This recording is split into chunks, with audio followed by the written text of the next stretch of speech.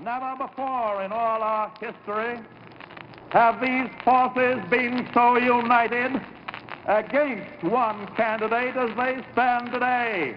They are unanimous in their hate for me, and I welcome their hatred. The needs of working families and the middle class, not just the billionaire class. We know what's going on. We are paying attention.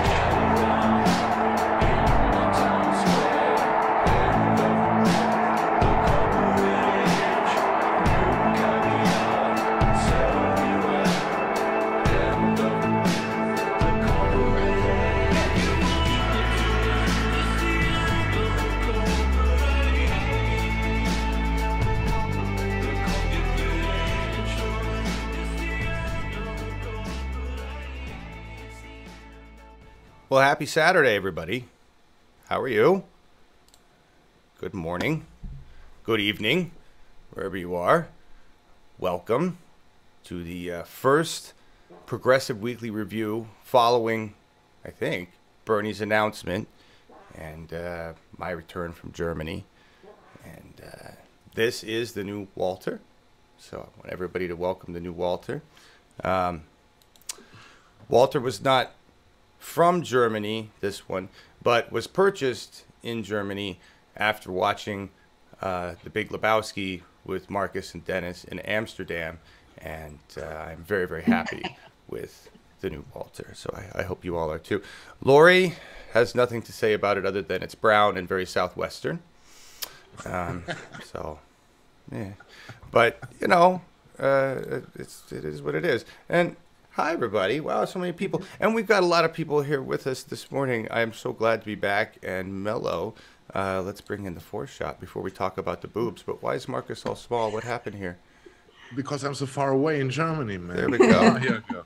There we go. Hey, everybody. Hey there. Good morning, America. Good morning, everybody. Good morning. Welcome, cool kids. Yeah. Nice to see you all. Yeah. Thank you. Juliet Nickel, this is an official Big Lebowski sweater. Like, actually, if you Google the dude sweater, you will get the Pendleton website for the dude sweater. And it is a very nice website, and they did all the research. It's a very thick wool. It's beautiful, but we'll talk about that more later. Thank you, Chili Love. I love this sweater. It's wonderful. This is going to take us into 2020. It's also a safe sign for everybody else in the crew. We were just talking about that so that they can calm my rage down and just say sweater or dude and all. So yeah, we're have fun. We've got Marcus from Germany, and Amos is out in New Jersey, and Laura is in California dealing with rain or cold. Yes, yeah. Chilly. Yeah, I live in Santa Cruz, California, and we've had a wet, chilly winter, but we needed it, and California is officially out of drought. Yeah. And I'm sure all of the scenes of all of the horrific fires last year are in a terrible state of mud, and that's a concern now too. Yeah, that's and it'll be interesting to see what happens as all of these areas that are now getting hit with the water, right? And then we're going to have a spring desert blooms. We're going to have all this foliage. Oh yeah, and we'll have enormous fields of grass that will go beyond record heights, and then it'll dry out in the summer, and then it'll burn. It's almost like a pattern. I don't know. It's possible. Yeah. It is indeed. Oh, by the way, I do like that old Walter is keeping Bernie warm in your garage, because I know your garage gets cold. Oh yeah, here. If everybody can't see, that shot's all cropped, but if you can see, Bernie's here. Let's see if I can fix that. There you can see Bernie. Give us a white Russian, man.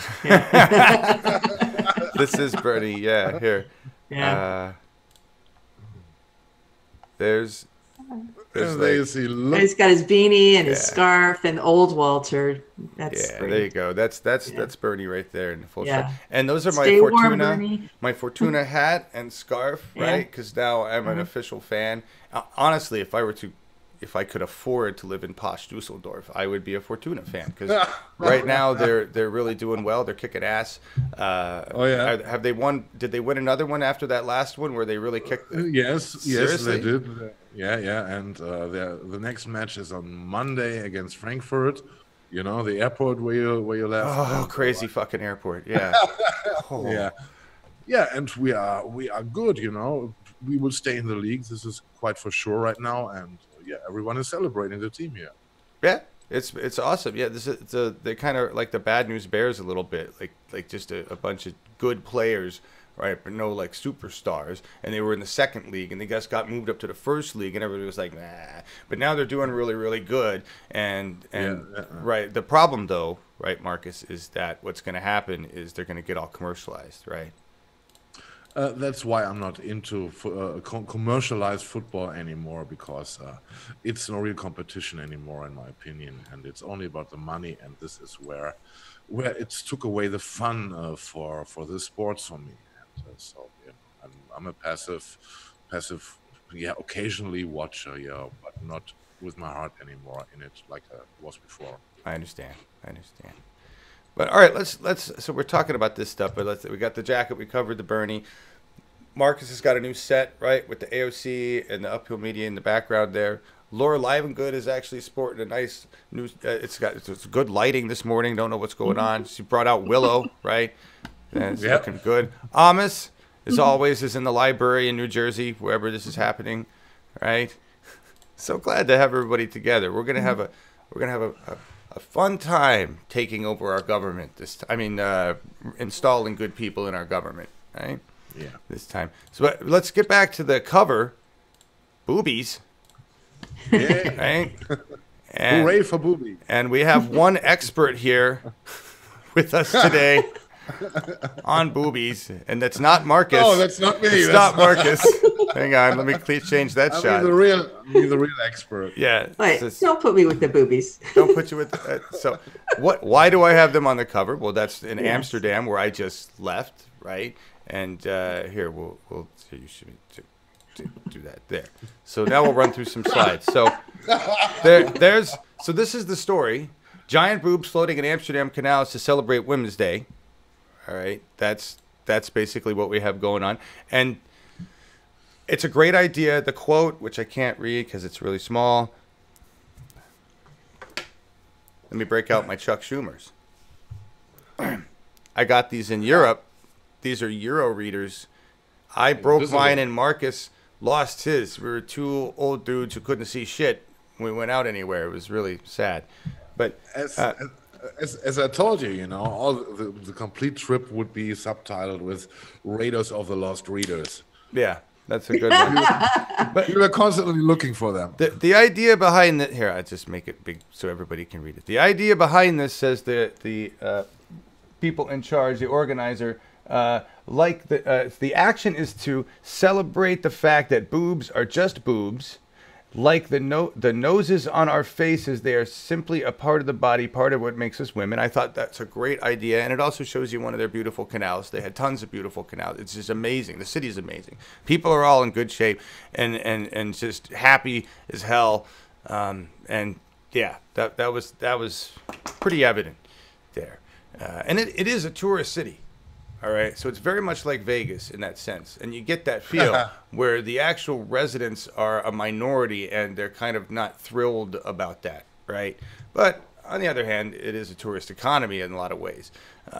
But there's a flaw in this thinking, because it's women thinking about this.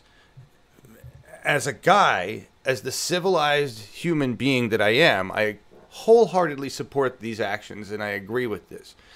However, the animal in me, the male in me, knows that I don't think of boobs and noses the same, because one is part of the reproductive organs and the other one is not. And so that blows this whole let's make it just normal out of the water. I would love to see a much more relaxed attitude towards just all of this, especially in the United States, about nudity, about boobs, about cuss words, about sex, because we really are super fucking repressed. And, you know, this is Amsterdam. They're not repressed, and they're still trying to get boobs to be like, hey, whatevs. So this goes to tell you. Not really an important story at all. I just thought the cover was cool, and it was relevant because Amsterdam. That's all. Yeah. No political. Hey, there's a close-up. Thanks for that close-up, Marcus. I appreciate that. You're welcome, man. A diverse group of buoys, right? Yes. Yeah, and even pierced, you know. Wow. Yes. And there's the quote. All right. There, I could have read it there. So that's all. All right, moving on. If you know any Bernie songs, I want Bernie songs. We're only going to play Bernie or I should say Revolution songs this time. I'm not going to go with just mainstream stuff because it's a pain in the ass and it's just difficult. So we're really looking for more independent media. Of course, today we're playing a mainstream song, or I don't know where they came from. But as we get into 2020, we're trying to build a library of Bernie and other songs. So if you know of any, a lot of the ones from 2016 are actually copyrighted and no longer available, or have been removed. So we need to build a new list. And if you're musicians, make some. Come on. I shared last night on Twitter and now have it as my pinned tweet, our favorite Makana song, The Fire Is Ours. And that has aged really well since 2016 when he first announced it. And he still refers to it as the official Bernie anthem. So that's always a go-to, and that's one of my favorites. Yeah, I agree. I agree with you very much so. It's a good song. I hope he does another one. Right, like Tony Tig came up with one. I hope he makes another one, and we'll do our best. I do too. I tagged him in the tweet. Hopefully he'll see that and get some views and some new followers from that. He's actually coming to Santa Cruz, or just came to Santa Cruz. I may have missed him, but yeah, he's still touring. Yeah, that's cool. Good to see. He's good musician. Love to have him back on. Yeah. Oh, everybody. Ooh, I'd love to have him on. That would be great. Yeah, okay. we're gonna for ratings, purely for ratings. Yeah, and because he's cool. Why not? And Schulze, thank you. You're welcome, but I didn't make them. What? What are we talking about? Comment to Schulze 100. You didn't make the black one was beautiful. They were great. Actually, thanks, Markus. Good work. I wished I would have done it. See, ratings. That's all that story was about. I told you. 41 people watching. Hi, all 41 of you. Thank you.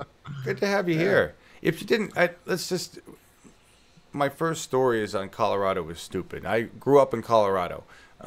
But before I talk about Colorado, I just want to say, if you didn't watch it and you're from Oregon and you're watching this show, you should go watch what Larry did last night. Larry and Ashley, they broadcast a live stream, heard from the candidates for the DPO. The secretary is one. I think there were two candidates. We heard from one.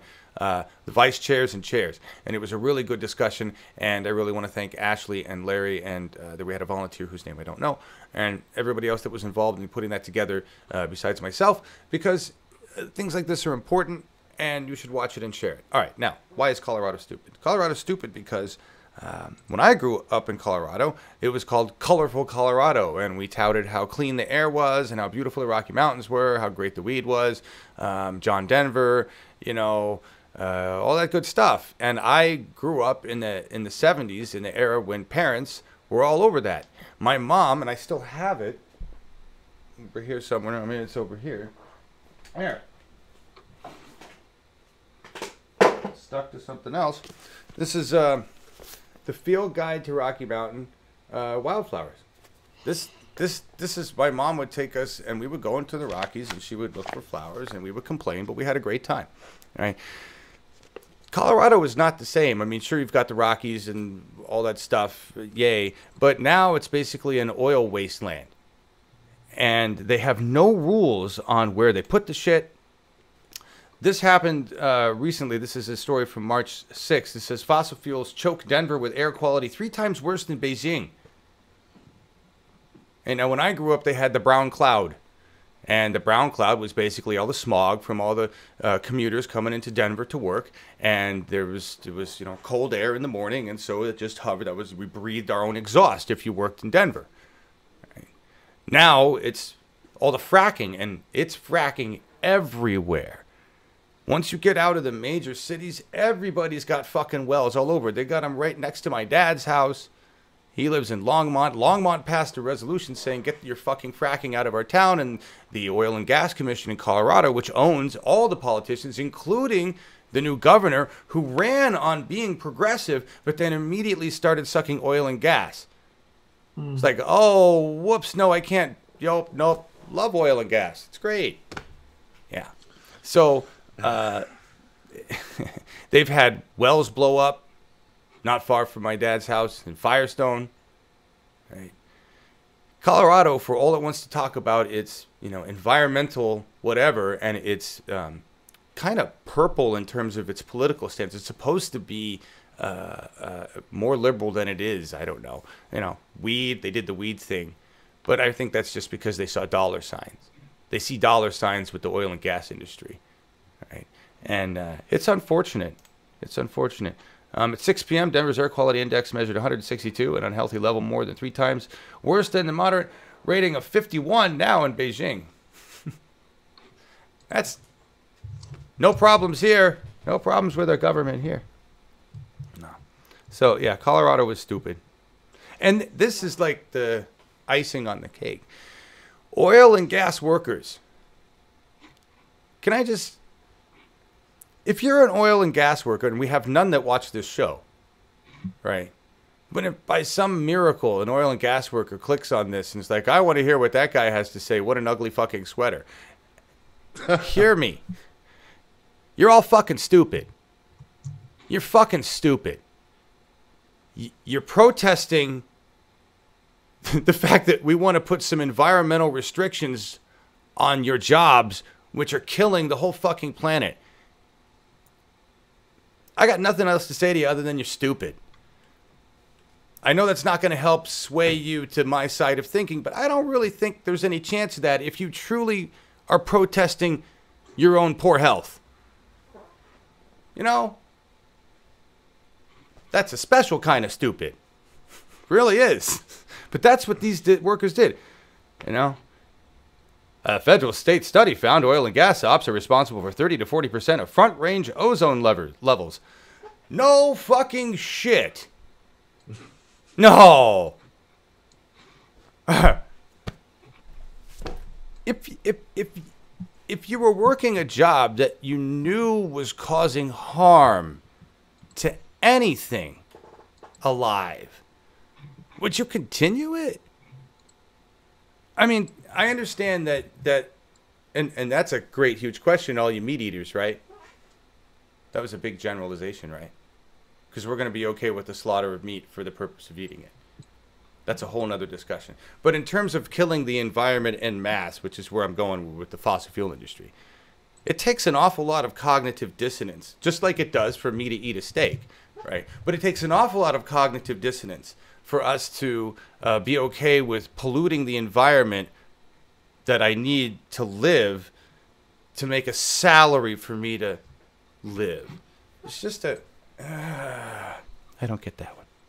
It's beyond stupidity. It is. Yes, it really is. It really is.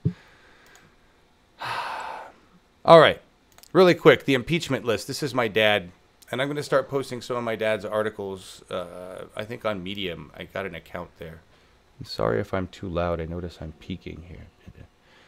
So my dad wrote a very long article, and the reason I wanted to show you this is to get you to see a totally different demographic that's out there. This is where my dad is in his thinking, and he talks a lot about Donald Trump, and he has a great summary of the reasons for impeachment. We all know there's plenty of reasons to impeach him, right? Like, there were reasons to impeach him at the beginning, the emoluments clause, right? He still hasn't given up his business holdings. That's illegal.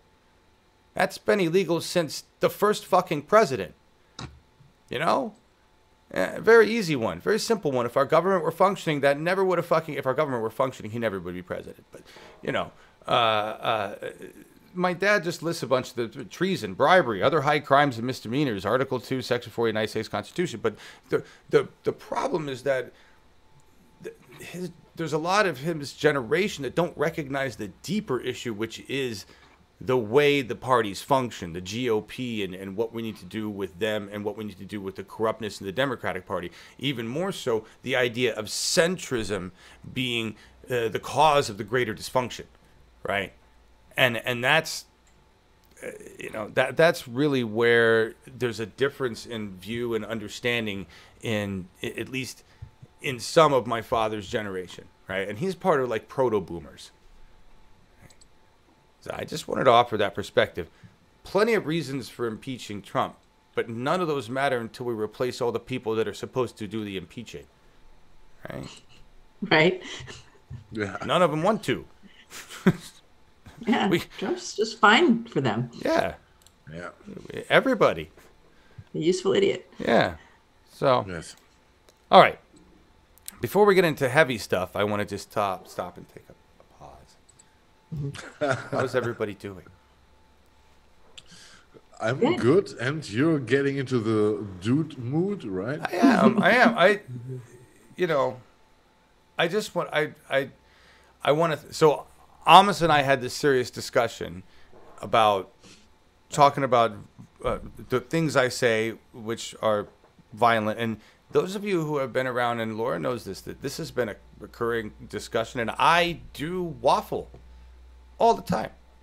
All right. So here today, I'm in this particular frame, and I'm going to talk about it. But it's not, we're going to do this in a very dude-like way. We're going to talk about why I'm so mad and why I call for death. Okay. There's historical precedent and there's strategy outside of just fucking rage. But first, I want to give you my reasons for it. And then Amos and Markus and Laura will have an option to, provide their own opinions as well as you guys, because I know where Scott stood. Like Scott and I argued about this all the time, all the time. Okay. And he usually was right, but that's okay. We're in a different place now. So here, we're going to start with, the question really is, or the argument really is, that I often, maybe not often, when I'm really mad, less than it used to be, seriously, I call for the guillotine. I call for the end of people who I feel don't deserve to be alive. And I believe that justice for these people like Rex Tillerson, right? I believe he should be dead. And I hope that when justice happens, that we eliminate some of the highest people responsible for the worst of the crimes. And there's historical precedent for that, right? In reality, what I really hope for is justice that is beyond the bullshit that we call justice today, for the rich, for the powerful, okay? And that's the problem, is we don't have justice for the rich and the powerful. We have, you annihilated an entire species. Whatever. So I just wanted to list just a few of the most recent crimes against humanity. Just a few. And then talk about historical precedent, all right? Because really, when I call for the death of Rex Tillerson, I call because of decades of known abuse of the planet. Decades and decades and decades. Not 4 or 5 years. Right? So I mean, in reality, it's murder one. Premeditated, planned out, right? It's genocide. But not just of a single species, right? So how does that compare? Simple stuff like this. Thousands of migrant children were sexually abused in U.S. custody. What do we do with all of those fuckers? What's justice? Seriously. I'm asking. I have ideas. They're not pleasant, in my raged mind when I look at that. U.S. senators forced migrant children to take drugs. I'm seeing a lot of comparisons with Nazi Germany, but I'm not, we'll get there. All right. Scott Galindez is dead because some motherfucker decided he wasn't worth a kidney. That's it. How many fucking Scots have there been? Not this year or this decade, but maybe the last 50 years. How many CEOs have reaped the benefit of dead Scots? Huh? So, then there's this 8-year-old migrant child dead. The second one, I'm pretty sure there's been others. I just wanted to pull that up. Children dead at the hands of our government What should happen to those motherfuckers? Honestly, what's justice to somebody who kills children and wears a badge and proclaims they're working for the United States of America and my tax dollars are paying for that motherfucker to kill kids? I don't know. Broader, we have the 6th great extinction that we've caused. Actually, not we. Amos didn't cause it. Markus didn't cause it. I didn't cause it. I don't have the kind of power. I'm not a CEO of Exxon or BP. I'm not the president of the fucking United States. I'm not a member of parliament. I'm not a billionaire. 100 companies responsible for the majority of the damage to this planet. There are individuals responsible. Greta Thunberg says this in one of her speeches. There are people individually responsible. What happens to people that are responsible for the 6th great fucking extinction? Which, I'm sorry, blows the doors off what Nazi Germany did in a fucking heartbeat. What do we do to those people? We have 12 years. We have 11, maybe 10 years left. Really left. Of what we would call civilized living. Before shit really gets all fucked. What do we do to serve justice to the very few individuals responsible for this? It's not like we all together made this happen. No. Okay. Blame needs to be put where it belongs, but I don't know what justice is. Because these are super criminals.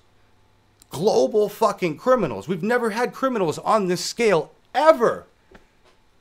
It's hard to fathom. When we can say entire islands have disappeared because of them. Species gone. And we've changed the entire concept of geological time because we've made this happen faster than ever before. And they knew. They knew. Right? They knew. Here. This is what happened the last time. Up to 96% of all marine species and more than 2/3 of terrestrial species perished 252 million years ago when it got this fucking hot before.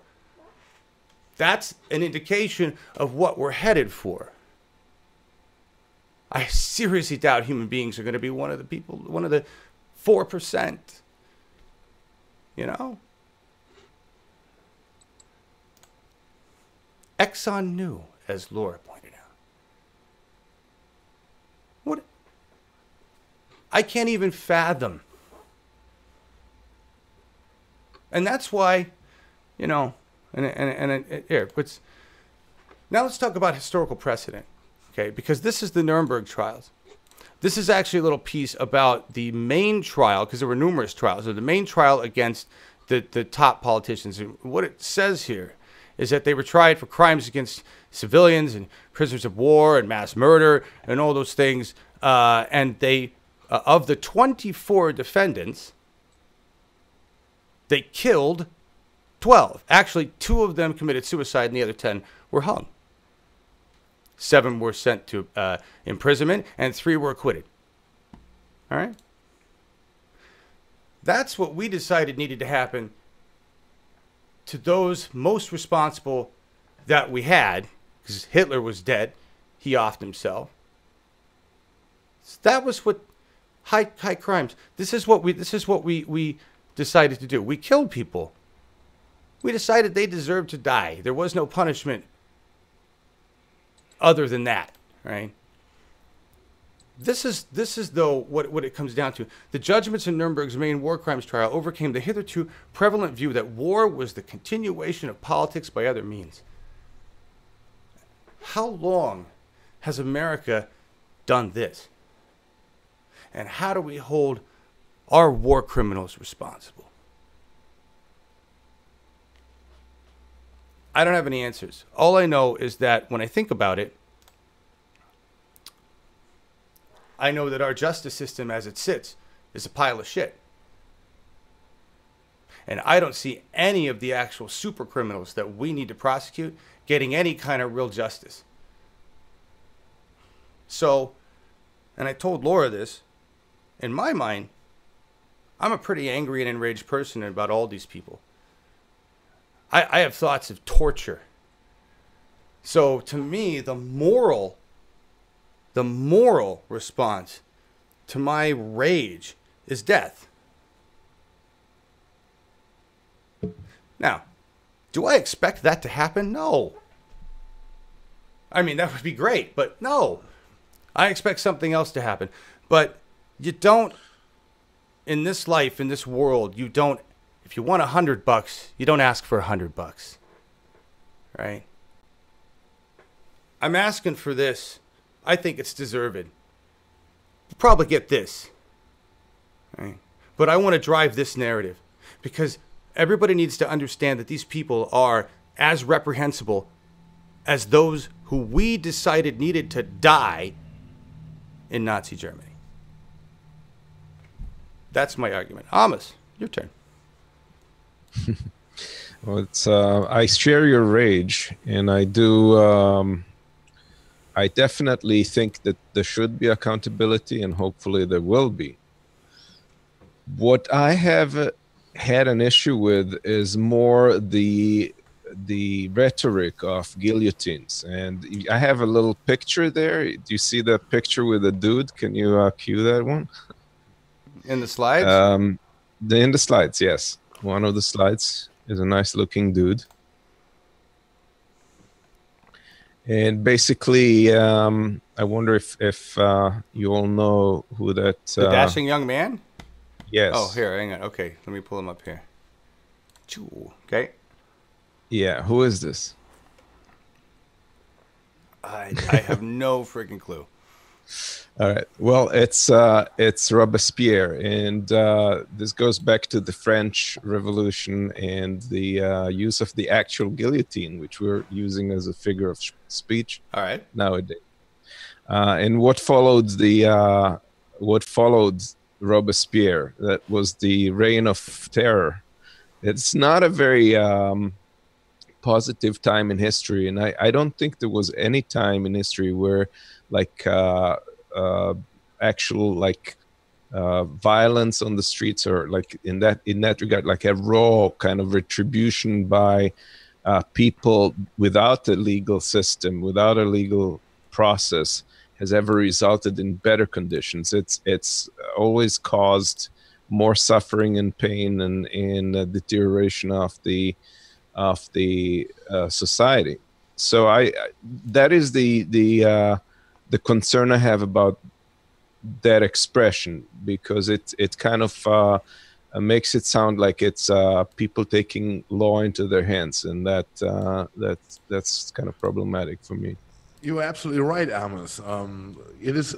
I think at first we have to distinguish, to differentiate between justice and revenge, and I think this is the most important point. You know, what is justice? You know, or is it only based on emotions and feelings? This would only be actions on revenge, and I think this should be avoided. You know, because I think if we are talking about justice, we should only concentrate on this, you know, and not on emotions in this case.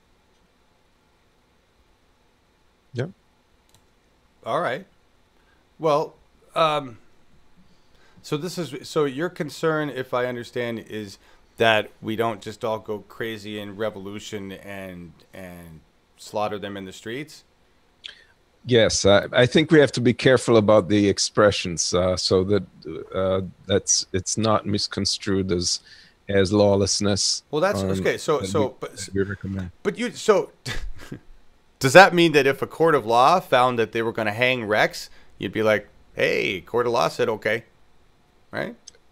Yeah. If that was part of the legal approach, yes, I believe. Judges, but I mean, I mean that's fine. So the real issue, though, is the same. It's the real issue, which I have also driven narrative on, is you're worried about an all-out revolution. But I mean, come on, we've talked about this a number of times with everybody about how close it feels to me we are as a populace. Not even just the United States, but globally. Look at the Yellow Vest movement, which is basically saying, here's our nicest we're going to be before we pull out our own weapons. You know what I mean?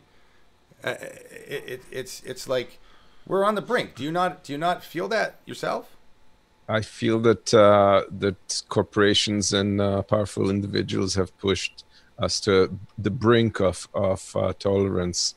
But that would be a nightmare scenario if our society devolves into that kind of spiraling out into violence. That would not be a good. That would be a destruction. Agreed. It would not go well. I mean, so what happens if Trump doesn't leave office? What happens if Trump's people are like, fuck that? What happens in the next election if the GOP is like, yeah, we're done with voting?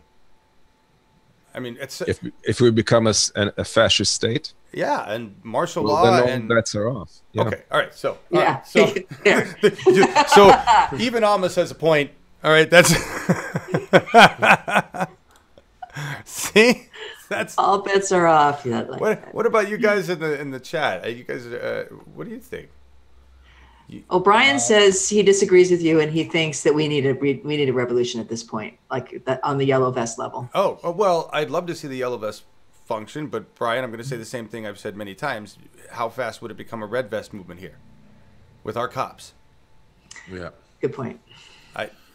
That's honestly, I'm an Amos. I'm going to ask you this: do you not and going back to your guy, do you not think that here that would just be an invitation for bloody revolution? What would be? Like we're provoking the dragon. Here we're going to put on yellow vests. We're going to try this movement, but we're going against cops that are not trained for peace. Forget it. You know? I don't see it. Even in France, it's becoming violent and bloody, and they're injuring the people. They're using non-deadly force, but they're still fucking up people. I mean. Right. We could. Oh, it's very brutal. We couldn't count on that with our cops, could we? Do you think? I assume it would be even worse. We're using live ammunition in our forces. They're much more controlled in Europe. It'll be like Standing Rock times 1,000. Yes. That's my. But it's almost like so. I look at 2020 as like the break point. If we gain ground in 2020 and it looks like democracy's going to come out of the brink of stupidity, then okay. If not, that's when shit's going to break down, right? That's really when I see it breaking down. So we got an interesting 2 years. Yeah. With climate change kind of as a random factor, right? I have no idea what it's going to fuck up next. Yeah. That's cheery discussion for Saturday. Fuck. Yeah. Man. And I think there's another point in it. If when you compare this to the Nuremberg trials, I think those guys there were considered globally to be war criminals, while in comparison, Exxon and all the others are a systemic relevant for capitalism, right? So they would not be considered to be on the same level like those war criminals in the Nazi time. We don't think if we were going to, well, right. I'm saying the probability of it happening is slim to none, right? But Rex Tillerson is a former CEO who should be held responsible as an individual, no different than a high-ranking Nazi official. I completely agree with you. But see what he's considered. He's still someone who is considered to be an honorary man. Even after he dropped out of the government, and there is nothing which is threatening him to happen to him for his deeds. For his knowledge about the harms to environment which his company causes. So he's considered to be okay, he's part of the capitalistic system, so he's covered by this, and everything is okay. I mean, if Iceland can jail its bankers, right? Yes, Iceland can, yeah. We can certainly find a way to start jailing CEO. I mean, we jail some rich people, but I think once we took over the government and did better with it, we'd be able to jail a lot more of these people. That's my thought anyway. Yeah. All right, let's see what else. What's next? are we done? We're done with serious subjects. We're on to stuff, right? Mm-hmm. Yay. Amos, did you have any final thoughts? No, that sums up pretty much. All right, good. So really, it wasn't that much of a disagreement. It's just, less guillotine talk. Look, it doesn't have to be guillotine. I want justice to be served. By the way, the last use of a guillotine, I had a picture of it. There is, it was used in France in 1949 for the execution of a serial killer. 49. 1946. Wow. 40. Yeah. 46, right? I don't know. Based on what we've heard recently of going on in our prisons with not even purchasing the right chemicals and fucking up things, I would take guillotine if it were offered. I feel like, I don't know. No? Marcus, how would you choose? What a great topic. How would you choose if you had no choice? If you're asking me if I was sentenced to death. Yeah, if you're Rex Tillerson, how would you choose to die? Oh fuck! If I was Rex, how would I choose to die? Lethal injection. Lethal injection.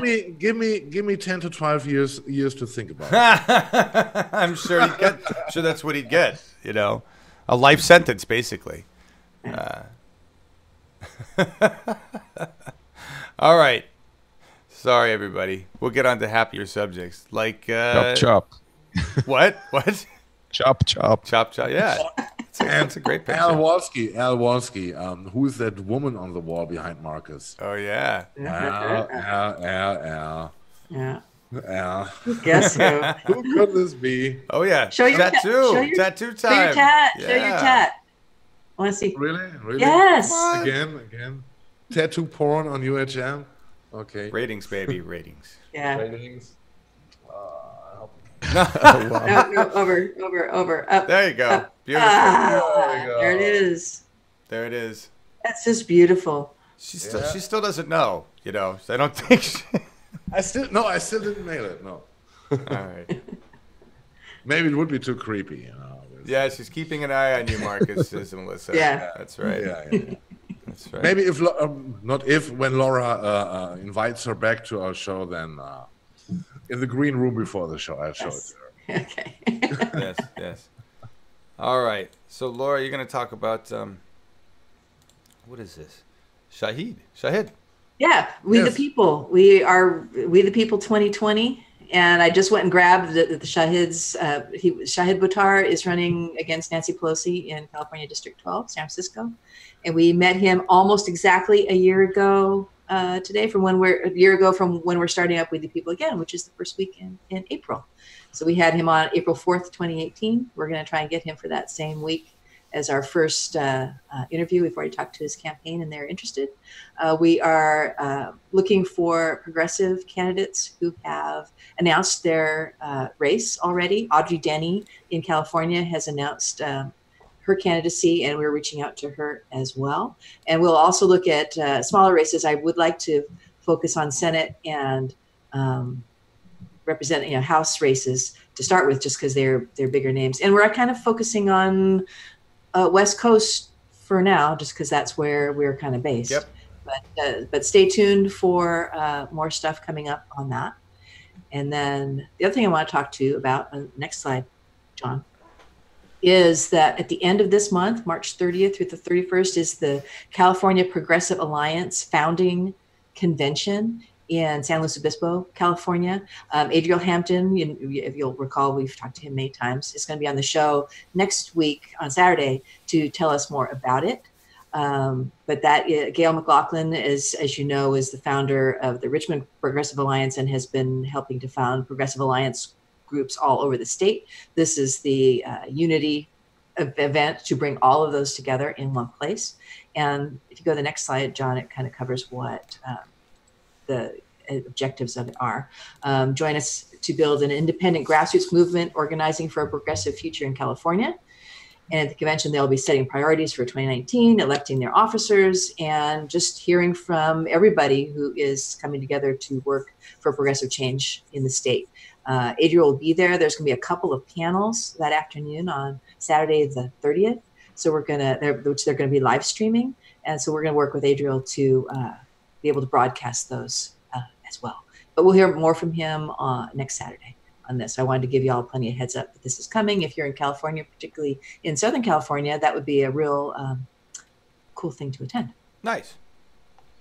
Thank you. So, yeah. So this is positive. This is the ground game. How we are going forward, and people have been asking in chat too about us doing Bernie rallies, and I think we're going to be more selective. We're not going to do every single one every day like we did in 2016 because he's actually getting a lot of coverage on other channels now. I mean, literally people couldn't find him before, but definitely, especially when they're on the West Coast and I can attend, definitely want to show some key ones, and also Tulsi rallies and other progressive candidate rallies too. We're going to build up try and look ahead what their schedules are and see if we can't get those organized as well. But we've really fun, you guys. We've got a year till the California primary, and the primaries start. Really fun to be able to watch these rallies with y'all because we have been doing that for years. Yeah. So since Bernie announced, I took a little sabbatical, as y'all know, and part of it was just not really knowing what to focus on in the progressive movement and being a little dismayed at all these different strange candidates who were announcing for the Democratic primary. It's different this and then time. having Bernie come back in, just not only picking up where he left off, but higher than that. And as we were talking about before the show, there is not the Democratic machine as it was then, but with Wasserman Schultz and Hillary all focused on just squelching Bernie. There are so many candidates and they're so disorganized. If you all saw the Daily Cause poll that was done on Monday, where Bernie came out at 55%, and they said, "Oh, never mind, we did it wrong. People could cheat." And so they ran it again as a test on Wednesday, and he came in at 69%. So, and Andrew Yang came in second, like at 15%. He's the one who's running on UBI, and so that's kind of interesting. I would like to, speak to him. It would be really cool. Laura's back, everybody. Listen to all this excitement. I know. She was See, gone. So I needed Bernie to, come inspire me again, because nobody else was. No, nobody else wants to do, and nobody else wants to do booking except for you. So thank you. Yeah. Yes, and I'm back. So welcome. By popular request, I have been requested to do show bookings, and I will be doing so, and co-hosting as much as I can, and appearing here when I'm useful. There you go. And the reason, before I forget, Amos, you do have other stories, and so you're going to get to do your stories. It's just too many fucking slides. I was like, oh shit, there's all this other stuff in here. Ilhan Omar, right down to the handsome young man. So yeah. So those are my two things. Just We the People's back, and we are booking, and we're getting a nice early start. So we'll get our hundreds of interviews in before the primaries. It's going to be different though, shorter. Yeah, short form. Shorter, and we're going to have make it a little more fun. Try to put a little game into it, so we can blow through the basic stuff, hear a little bit from the candidate, and move on. I'll do my best Cenk impersonation too. But Shahid was a fascinating interview. I'm really glad to talk to him again. He'll be here that we last spoke to him. So. Absolutely, yeah, he'll be quite interesting. He always is. He's way smarter than I am. Fuck, he's like he's smart guy. Just smart shit. Yeah, totally. Yeah. All right. Okay, thank you for letting me rattle on. No, I'm so glad you're back. We're all ramping up, everybody. Right? So, and remember, this program is brought to you by people like you. So if you feel like donating, you gotta donate.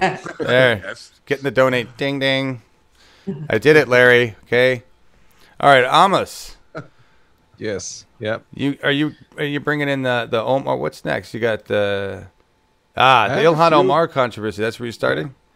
Yeah. I'll try to make it short, and whatever spills over, you can pick up on my podcast. Sounds good. Did you put a link in the description to your podcast? No, I did not. Do you want me to mention that? Get it and drop it in this. Well, after you talk about it, we'll get it and drop it in the comments. All right, so that it's okay. Great. Yeah, it's called the Progressive Update, and surprisingly enough, nobody took the URL till now, so I grabbed it. You can go on the site. You can subscribe from any app, or you can just subscribe on YouTube.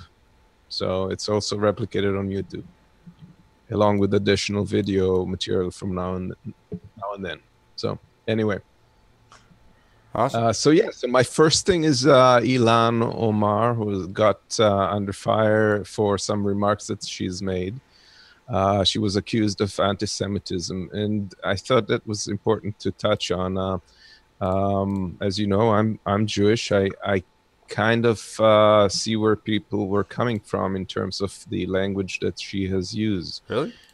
I mean, to set the framework, I'm pretty much very much in opposition to Netanyahu, to Bibi, in the right wing of Israeli politics, and I'm very critical of them. But with that said, when Ilhan Omar has made her statement, she's used some language that has really plugged into some known tropes of anti-Semitism, especially 20th century's Europe. What quotes? In- Because I might understood that they were totally misunderstood. Like one of them was just completely made up by Fox News and was pushed around by all the news cycles as narrative, and she never made those statements. So you don't have any of the quotes.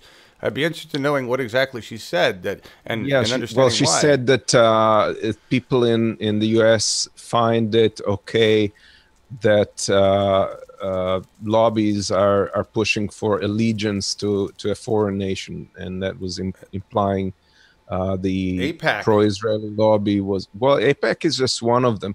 But frankly, that's who she was referencing. Yeah, but the pro-Israeli lobby contains Christians. It contains J Street, which is a liberal or even progressive organization, and all they have in common is they want Israel to exist, to continue existing. So, okay. But they pro-Israel want it at the expense of Palestinian lives, and they've purchased politicians. There's even articles that AIPAC says boasts of purchasing politicians for this very AIPAC purpose. is just one of the. AIPAC is just one of these organizations that are in that community. So because she was too general, I guess is where you're...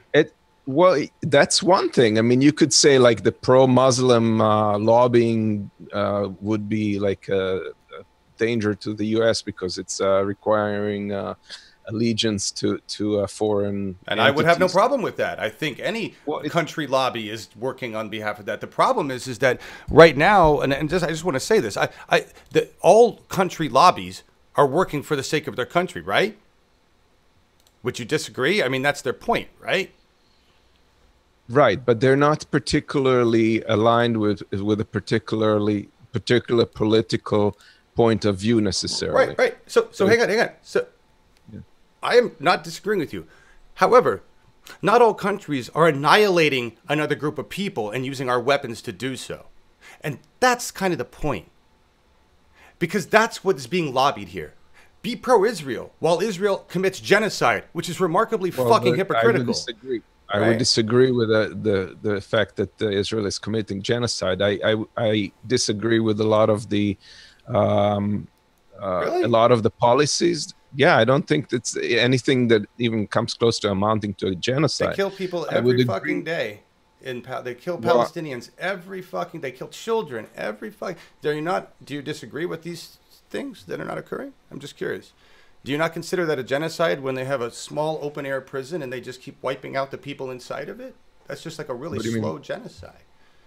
I'm not sure what you're referring to, but to all of the information that I have, none of it amounts to genocide. You could claim that there is injustice. You could claim that there is violence, that people are sometimes. I see reports targets. every day of deaths of Palestinians. It's not on MSNBC, though. It's not on Rachel Maddow. It's not on CNN. It's on RT News. It's on Al Jazeera. It's on sometimes BBC. It's on every other news outlet than the ones we get in the United States that we predominantly watch. And so I'd really question your news sources because I see these deaths all the time. All the time. And I see them reported with United States weapons. So we sell weapons to Israel.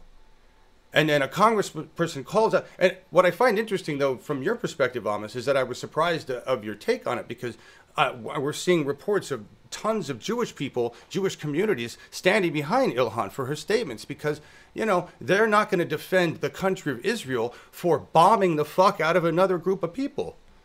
I give Israel the they're right not to bombing. exist, but they don't have the right to wage war on another group of people, which is what they're doing. And if you disagree that that's happening, then we have a serious disagreement in narrative and fact. Yes, we do apparently, but I mean, I've been tuned to news of that region, and I think I have a pretty comprehensive picture of what's going on. And there's definitely a lot of violence, and definitely there's groups on the Israeli right that claim that Palestinians should not have a country in that area. But I think pushing that to a narrative of genocide is a little bit exaggerated. So waging war is okay? How about that? Well, Hamas is waging war on Israel every few years, Right. and I tell you what, I'm going to let you finish your stuff, but then you and I should have another report on another time, and we'll compare news sources. Because, possibly so. Because But if you look at the audience here, they're like, mentioned. wow, man. I think the discussion is absolutely hilarious, and I wish I really want to learn more about this, because I think it is very interesting, and this discussion is nothing what we can see in any other media here, you know. Yeah. And I love that we have that we find two different positions on this, you know. But I think we definitely have to elaborate on this topic, you know. We don't come to a conclusion right now, but it is. We go on with this. Okay, topic. I agree. I hope you're in the boat. yeah, I'm all for that. I agree. Cool, There's an article in that I dropped a link on. I believe it was from. Was it The Nation or? It's in there. It's an article about the ugly history of dual allegiance claims to, and not just regarding Jews, but surprisingly enough, the U.S. has its history with making such claims about Catholics, and there were calls at some time to ban Catholic built walls and ban Catholics from coming to this country because they would be a fifth column or aligned with the Vatican, which is Knowing what Catholics have done. Absurd to look at it today from that perspective. The Catholics that put the crosses across the street, the church that I went to, that put white crosses across the street in a field to shame girls that have had abortions, including their own daughters. I don't know. I would have kept the Catholics out too.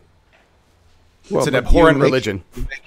You're making like a big, you're making a big a grouping here of anybody who's like Catholic. It's no, of the religion, of the structure of the religion. Of course, everybody within it is a good Christian.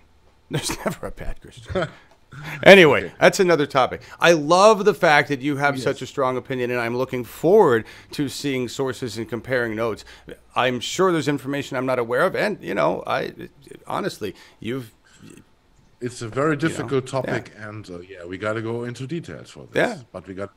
Yeah, we'll see. It absolutely is, but you can see like there's a disproportion also in the way it's picked up, especially if you're looking at her claim. I'm not aware of any time that she has made any complaints about the Saudi Arabian influence. Yes, she has. She's made her and AOC, and by the way, she's been backed by AOC, backed by Bernie. That's true. They've both stood up publicly for her statements because there was nothing anti-Semitic in her statements. Jewish communities have stood up for her statements. What she said was, I don't think she meant it. I think that she picked up some language that she was hearing from somewhere. That language came from somewhere. She heard some language and repeated it. It slipped out in that way, but I don't think she's herself anti-Semitic in any way. No. And not wanting to be supportive of the country of Israel because of the way they treat Palestinians doesn't make me anti-Jewish. You understand? Yeah. That's the point. It wasn't rhetoric she was picking up. She was stating a fact. She was stating a fucking fact about lobbying in general, and it's true. And our country does it, and every fucking country does it. And to deny that is kind of naive. It's not. She doesn't know what she was saying. Thing is what Nancy Pelosi is now coming out with. Oh, she didn't really understand what she was saying. All she was doing was saying AIPAC has an influence on Congress. Yeah. Well, it's more the aspect that allegiance have been brought up, and allegiance is a hot word for accusing Jews in Europe. For example, they were accused in Germany to have been like a fifth column supporting Russia and the communists. So because the during, word is touchy, we can't use it because you're basically doing the same thing. We need to call it different. You're buying politicians. The country, the lobby buys politicians and buys their allegiance. You know, that doesn't make it a bad word. It's just sorry. It always starts with language. You know, this is what we learned from Germany. Also, it always starts with language. So in this point, I can follow Amos. Really? You know? Yeah. I find that semantics, given that we have 10 years left, is a little bit petty. It is petty. It is about semantics. You're killing innocent people as a nation, and you're trying to earn support. You've got Congress people supporting your actions because they're buying weapons. It comes down to the arms trade. Okay, Israel buys our weapons, and they purchase Congress people to make sure that continues to happen, and that's fact. And you know, that's the problem here. And it's not anti-Semitic to say, boy, I wish Israel wouldn't kill other fucking people with our weapons. And I really wish they wouldn't have a lobby called AIPAC that would lobby for that, which is what's fucking happening. All right. And the anti-BDS movement. And the anti-BDS movement. Which is the allegiance part, which is, you know. Yeah, I don't even know about that one. I mean, that's a strong measure. So I don't even know where I stand on that. I think it sounds like a good thing. I understand how it could not be because it's the same concept as Venezuela. And so, you know, honestly, I have some cross functions there. I don't know about that thing. That one is weird for me. I don't know. Anyway, weird topic. Well, I think we'll have to expand that discussion. Yes. At another time. Yes, absolutely. I thank you for bringing it up, though. Oh, yeah. I had no idea that was your point of view.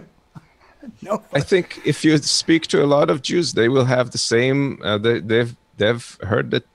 For them, it's a trigger word, and this is not the first time that she said stuff that has kind of like triggered people's attention because you know, there's certain things, certain stereotypes that are being used in demeaning or derogatory ways that kind of came up. It's not about her apology was very well crafted and well stated, but that initial vague, generalized expression was not careful.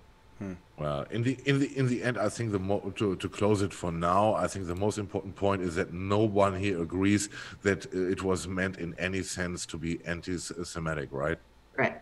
That's the narrative that's being spun about it. The problem, especially in mainstream media, and it's remarkable hypocrisy from so many in our government to be calling out one of the few Muslims in our fucking government as being anti-Semitic, which is just fucking bullshit.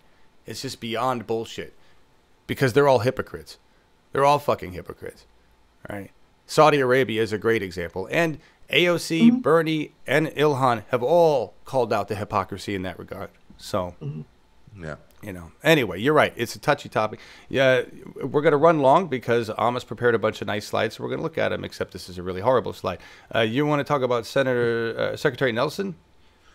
Yes, and there's a little bit of a video also involved with that. Secretary Nielsen was in front of the Congress at the hearing, and her agility was quite extraordinary. She's claimed that there's never been cages, and she defined those things as something like confined spaces in a facility or something weird like that. It was very Orwellian. Weird. And, yeah, I mean, it was just stunning to hear that kind of thing and the ridiculousness of that. If you want to play the video. Yep, we're gonna try running that right now. It's out of the Washington Post. I didn't even know this was going on, that she was being interviewed about or grilled about this stuff. So. Oh yeah, I saw it on Twitter. It was she was pretty grilled. All right, hang on. Hang on, Amos. You know what I forgot to do, because this is like the first show in a while. You know what I forgot to do, Laura? Didn't load it. I didn't stop the music. All right. That could have been some of the lag, too. Yeah. Shit. Oh, you had Spotify on? Yeah, I had Tidal on. All right. Damn it. I know. I'm an idiot. All right, here we go. Gotta click all these buttons. Jesus, it's been a while. Terry, are we still using cages for children? Sir, we don't use cages for children. In the border facilities that you've been to, they were not made to detain children. As the children are processed through, they are in subparts of those facilities. Madam I don't. Secretary? Yes, I'm being as clear as I can, sir. Respectfully, I'm trying to answer your question. Yes or no, are we still putting children in cages? To my knowledge, CBP never purposely put a child in a cage, if you mean a cage like this. Purposely or whatever, are we putting children in cages as of today? Children are processed at the border facility stations that you've been at. Some of the And I've seen the cages. I just want you to admit that the cages exist. Sir, they're not cages. What are they? Areas of the border facility that are carved out for the safety and protection of those who remain there while they're being processed. If we have two gangs, we separate them into separate areas of that facility. If we have a father and daughter, we separate that from another son. We're not going to go through the semantics. Now, I saw the cyclone fences that were made as cages. And you did too. All you have to do is admit it. If it's a bad policy, then change it. But don't mislead the committee. Do not mislead the committee. What is a chain link fence enclosed into a chamber on a concrete floor represent to you? Is that a cage? It's a detention space, ma'am, that you know has existed for decades. Does it differ from the cages you put your dogs in when you let them stay outside? Is it different? Yes. In what sense? It's larger. It has facilities. It provides room to sit, to stand, to lay down. So did my dog's cage. Are the jails different than the cages that you have allowed the children to be put in? I'm sorry, which jails? Are the jails that you put their parents in, or the adults that come here with children that you say are coming here illegally? The detention centers, most of them, no ma'am. They have a border around the outside, but they essentially sleep in dorm-like conditions. So they live in better conditions than the children? No ma'am. I just want to be very clear on this. As migrants are processed through the Border Patrol station, which were not built, again, for vulnerable populations, they're there for up to 72 hours. I just want to know, if the children are in cages, what do you consider the detention facilities to be? Because I'm suspecting that you're putting children in places that seem to be less livable than these adults. Well, that's loud.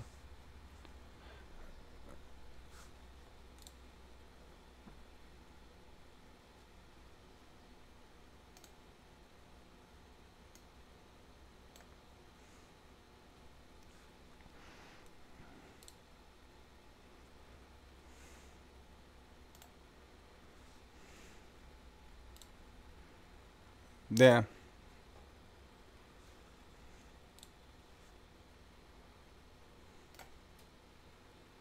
Mm-hmm.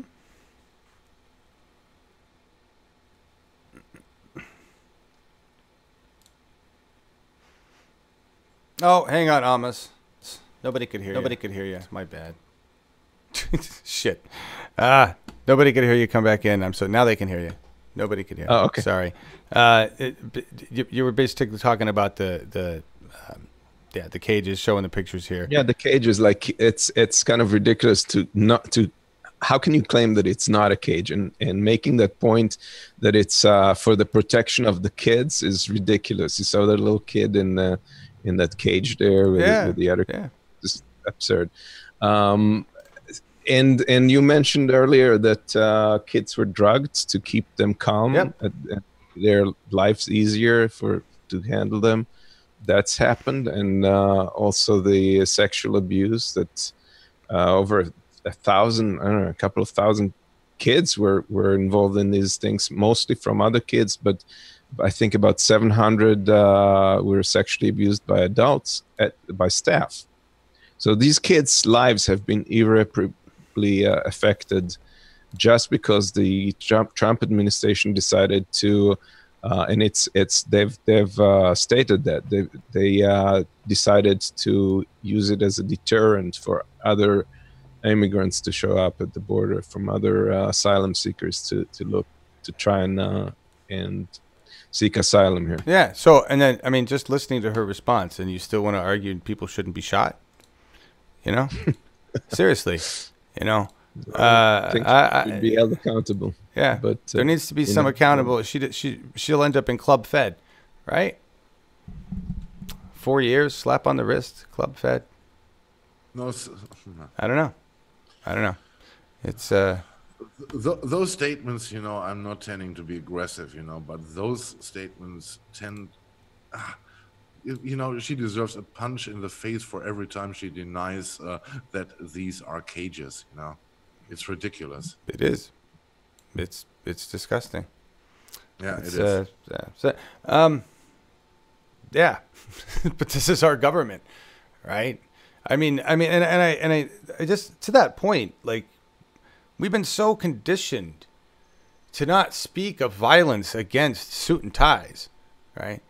And that really walks into this next video here really well, that we're going to listen to. This is State Senator Stephanie Flowers. Oh, wow. Okay. Oh, she's awesome. And I love this. Wow. Yeah, the reason we're going to listen to this is because this, like, my rage as a real privileged white male is nothing. Totally unjustified compared to this woman's, right? And I it's like, if anybody has the right to tear somebody limb from limb, it'd be this woman, right? And it kind of reminds us, the way this man reacts is this, to me, it's that same kind of, oh, let's not speak of violence on the elite. It's the same kind of perceived bullshit. And I love her response, because it's like, yeah, stuff it, motherfucker. That's kind of where I'm at right now. So let's listen to her, because she says it so much better than I do. But I gotta zoom out the frame here. Hang on. There we go. All right. Enjoy.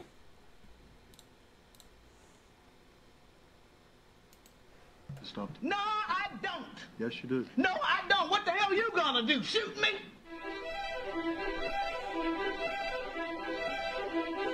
It doesn't take much to look on the local news every night and see how many black kids, black boys, black men are being killed with these stand-your-ground defenses that these people raise, and they get off. So I take issue with that. I'm the only person here of color, okay? I am a mother, too. And I have a son. And I care as much for my son as y'all care for y'all's. But my son doesn't walk the same path as yours does. So this debate deserves more time. I'm in Pine Bluff. We have killings regularly down there. Mr. Hunter knows, he's our prosecutor. Now, I don't know where the heck, I know where you are from, Gary. And I don't know really where Mr. Ballinger is from. But I can tell you that for a long time since I've been back here in Arkansas, I have feared for my son's life. Now, he's 27, he's out of Arkansas. And I thank God he is. When you're bringing up crap like this, it offends me. And then to limit the debate too, this is crazy. You don't have to worry about your children, Will. I worry about my son. And I worry about other little black boys and girls. And people coming into my neighborhood, into my city, saying they got open carry rights, walking down in front of my doggone office in front of the courthouse. That's a bully. Do I have a right to stand my ground with some crazy-ass person walking around with a doggone gun? I don't know what the hell he intends to do. But I know I am scared. I feel threatened. Just like some of y'all walking around here up in the legislature with these damn guns.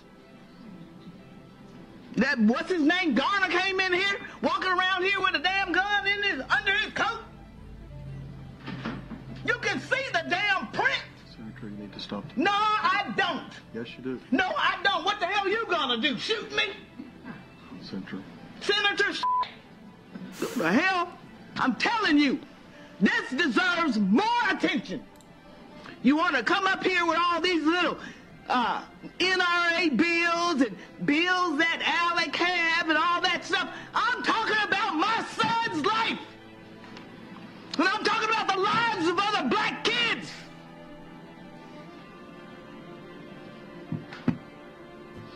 Do what the hell you want to do. Go ahead, but you can't silence me.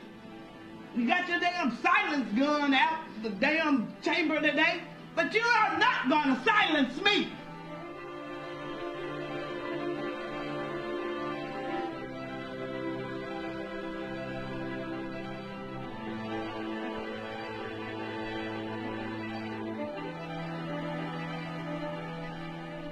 Because walking around with guns on your hip and under your coat, and you can see the imprint, it's threatening.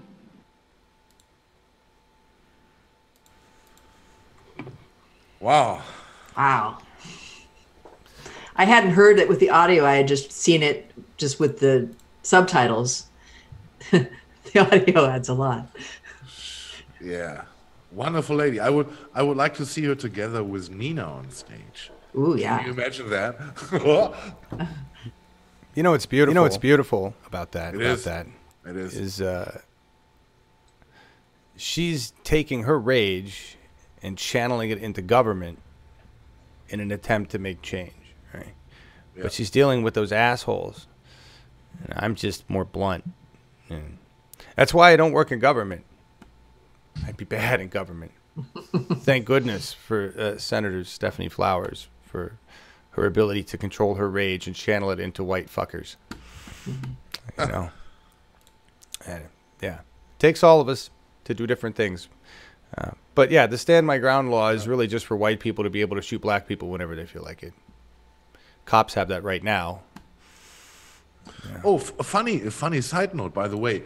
Italy also wants to introduce the stand the ground thingy. Why? Because the Italian government is completely nuts. Weird. Okay. Yeah. That's yeah. Oh, Amos, we're gonna. Did you have climate stuff? Is that what this Under Ice is? What is this? No, Under Ice is actually something related to ICE investigating or surveying left-leaning protest groups with a spreadsheet that was titled Anti-Trump. Yeah. Protest. Were we on the list? Spreadsheet. Were we on the list? Yeah, did we make it? You can download it on the site. Basically, it's very disturbing because they sent this information regarding protests, and they even covered a protest that Adriano Espaillat in New York has put together against a white supremacist group called Identity Evropa, EVROPA, that hung up a banner that said "Stop the Invasion and Immigration" from one of the bridges. And they did a counter protest, and they ended up on that list, while that supremacy group has not appeared on their list at all. No, of course. He's requested. This came up because of they filed to find out about this information, and there was even an NRA protest that appeared there. So it has nothing to do with particularly immigration positions. It's just anything that's anti-Trump, and that's kind of irksome when you think about it. It's like is it a precursor for blacklisting or Absolutely. government surveillance on. Absolutely. I mean, it's really like alarming that ICE, such a powerful organization such as ICE, would keep tabs on people who are left-leaning or opposed to Trump. Agreed. It's frightening. Yeah, it's very reminiscent of fascist government. I mean, that's where we are anyway, right? So, and it's not just ICE. I mean, we've all kind of because of so much that's been going on, we've all kind of forgotten about the NSA, PRISM, everything going on there. Google. Yeah, right. This is just a very direct action version of it. Tabs are being kept on us all over the place. What were we talking about? Was it in Green Room talking about the internet? You know, how soon are they going to shut that down? Yeah. You know? Yeah. I don't want to cover the rest of your stuff. We'll do it next time. Hey? Thank you. Yeah, and again, you can listen to it. I'll cover some on my podcast as well. Did you drop a link to the podcast? I have not yet, but I will. Okay, drop it in the chat before, because Amos is doing a podcast, and didn't you have Christine on it at one point?